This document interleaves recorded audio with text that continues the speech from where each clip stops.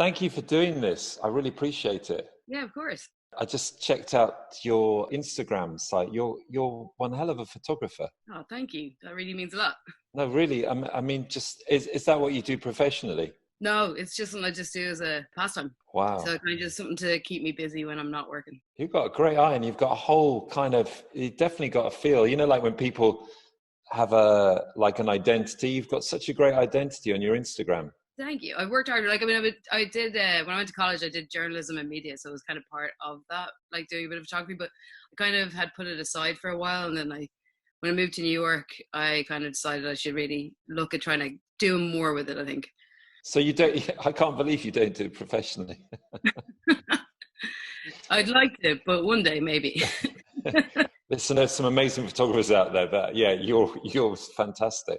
Oh, thank you. How have you been? What, you know, because you sound like a Dubliner, right? I am a Dubliner, yeah. Yeah. But you're a Dubliner in New York.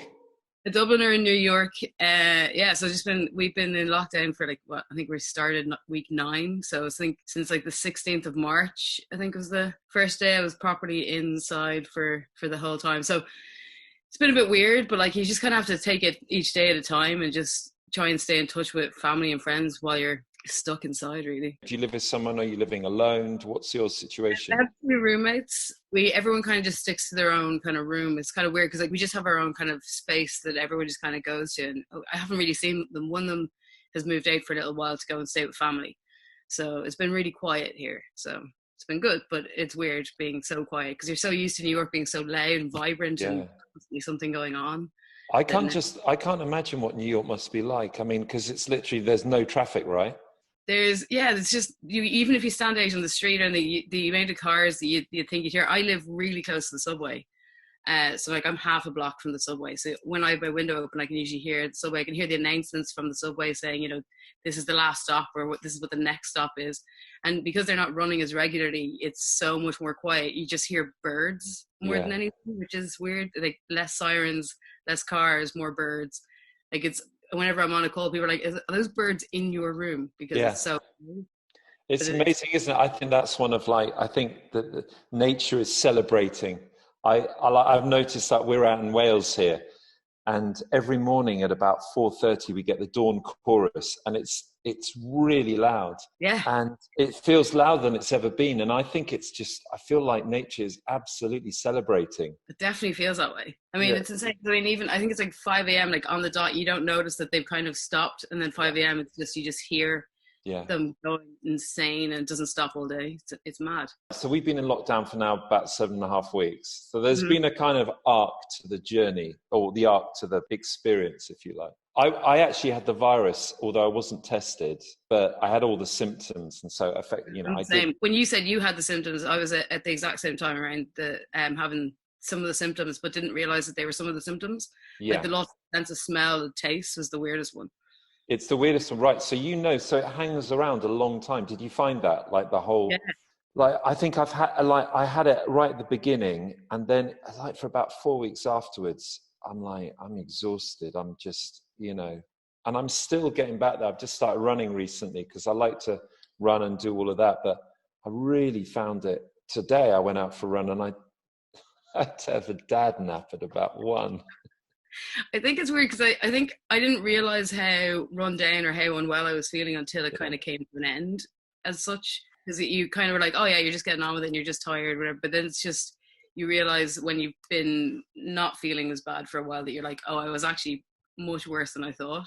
Yeah. I was lucky. I don't think I really had the fever. I had most of the other things going on. I had a little bit of shortness of breath, but nothing too extreme. But you weren't doing much while you were in lockdown, so you didn't really have that feeling of the shortness of breath as much. But I have asthma, so I kind of thought maybe it was just my asthma kicking in at the beginning. But then it is strange, but it's definitely something, because I know a few people who were presumed positive, or who it's harder to get tested unless you really need to be hospitalized in New York. So a lot of people are presumed to have it, but not sure. So a lot of people are looking to do antibody testing now to see before they kind of start going back to work, to make sure whether they think they may have an immunity, if that's the case. But it's good to have a little bit of knowledge of whether you did or didn't have it. So there's a lot of people who thought that they had it who are now kind of getting the test and finding out that they did. Speaking to people in London, I think everybody's basically had it in London. Everyone I know and everyone has different kind of symptoms, but I'm sure it's the same thing in New York. You're right in the epicenter of it in New York, and almost everyone must have had a form of it. Yeah, that's what it feels like. I mean, certainly more people are kind of, especially since they think it's been here longer than we originally thought. Like they think it kind of was here January, February. Everyone's kind of going, yeah, maybe I did. Like, so a lot of people who really think that chances are they've had it are starting to go out, because I think there's a few different places that have started to do the antibody testing. You can just walk in, you don't need to make an appointment. So people are just trying to get that done so they have a bit of peace of mind. But it's definitely weird considering, like, here in comparison to people I know in other parts of the world, like in Australia, my friends don't really feel like they know too many people who've been affected, whereas here it's just like everybody seems to be. Yeah. What's it been like in Dublin? Have family, has it been? It's like most of the family, like my parents and stuff are cocooning, so my sister lives nearby, so she can walk down with her kids and they sit on opposite ends of the garden. So it's been rough for my mum and dad, because they love spending time with the grandkids. But I mean, everyone's making the most of it because they're aware, like, that this is for the long haul. Like it's the best for them. But I think there's been a good few people I know who've been infected and stuff in Dublin too, because it was quite rough there, because it's such a community vibe in Dublin that, like, a lot of people you'd be out and about and bumping into people and people going to bars and stuff like that. So it's probably the weirdest thing was all the bars being shut for St. Patrick's Day. I think that was probably the strangest thing for most people, or even Good Friday, because we just in the last couple of years have been allowed to have bars open on Good Friday, and then they're back to being closed again this year. You know what I mean? Yeah, I love Dublin. I don't drink anymore, but I do allow myself, whenever I go to Dublin, I allow myself one pint of the black stuff. I mean, it's different. I think Guinness is so different outside of, like, the UK and Ireland. Like, it's thinner. It's weird. It's like it's a proper thick meal in a glass. That's exactly. It's a meal, isn't it? I mean, it's. I know people to be able to drink several of them, and like a lot of pints a night. I was like, how can you fit that many Guinness in? They're just so thick. Well, I gave it drinking in 2001.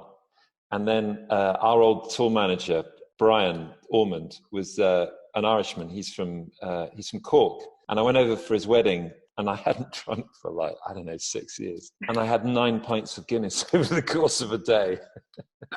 And then I didn't drink again. So the next day, your stomach was feeling that. Do you know what? I felt great. Well, they did used to say it's good for you. It's funny, because when I was in college, if you gave blood, they would give you a pint of Guinness afterwards because it has so much iron in it. Well, there was that thing, wasn't it? Like I don't know whether it was a wives' tale, but I know my wife, when Sal, our oldest, she's pregnant with him, she was low in iron, and they don't do it anymore on the NHS, but I think they used to. Yeah, you get a pint of Guinness, and I think someone suggested it. But yeah, I'm kind of interested in, like, how have you mentally coped with these times? Because I mean, there's a lot of stuff going on inside all our heads, right? Definitely. About what's happening, first of all, because we've never experienced anything like this, and where we're all going as well. I spoke to my friend Garth, who's in Paris, talking to you in New York. You're in an area, you've a high impact of coronavirus, and you obviously a lot of people talking to people around the world. How have you felt mentally? Have you been anxious? Have you suffered? Or how have you dealt? Because there's a lot going on, right? Definitely there's a lot going on. I mean, I think the fact that I traveled a lot back 10 years ago, I was like back and stuff. So you kind of got used to that, traveling on your own or being in a space on your own. But it's very different, obviously, when it's forced. The only thing is, like, there's no one's doing anything. So there's no fear of missing out on things, which has definitely helped in that. Because I think when you're trying to spend time alone and everyone else is doing things, you feel very much like you're left out. There's been bad days and good days, but I think the good days have definitely outweighed the bad, in that you're just trying to take each day as a new day and trying to not think about how many days you've been doing this for. I think it's when I got to around day 40 and I had counted it up, and I was going to be going home. I was meant to be home to visit my family and see my nephew for his first birthday. That kind of time was when I found it the hardest. But I definitely think that by staying in touch with people, regularly checking in with people, and just kind of finding things to do helps to kind of get through it. But I've been finding it very hard to concentrate on any one thing. So you kind of flip from one thing to another. So it's like work on some photo editing, and that can kind of take some time. But what I like is the flow state, and I haven't been able to find that as much in isolation, which makes it a lot harder because you don't pass as much time, because when you're in a flow state you just lose track of everything. I'm exactly the same with you. I thought, great at first. I thought, this is great. I can get, I was going to go and tour and everything. And then I thought, well, I'm going to do some writing. And I haven't, I just have, literally last night was the first time I picked up guitars. I literally was brushing my teeth and I thought, hang on a sec, I got a melody in my head. So I said, but that's the only time. And I think it's interesting. For me, what I'm going through is the lesson that I'm learning is I've got to slow down, or, the world has slowed down. And also I've realized I've been on, like all of us, been on a treadmill for mine's the golden treadmill, but it's a treadmill. It doesn't, there's no space. There's like, when I'm at home, not touring or something, there's the kids, the school, there's the blah, blah, blah. And like that kind of momentum inertia that I felt like in a lot of our lives.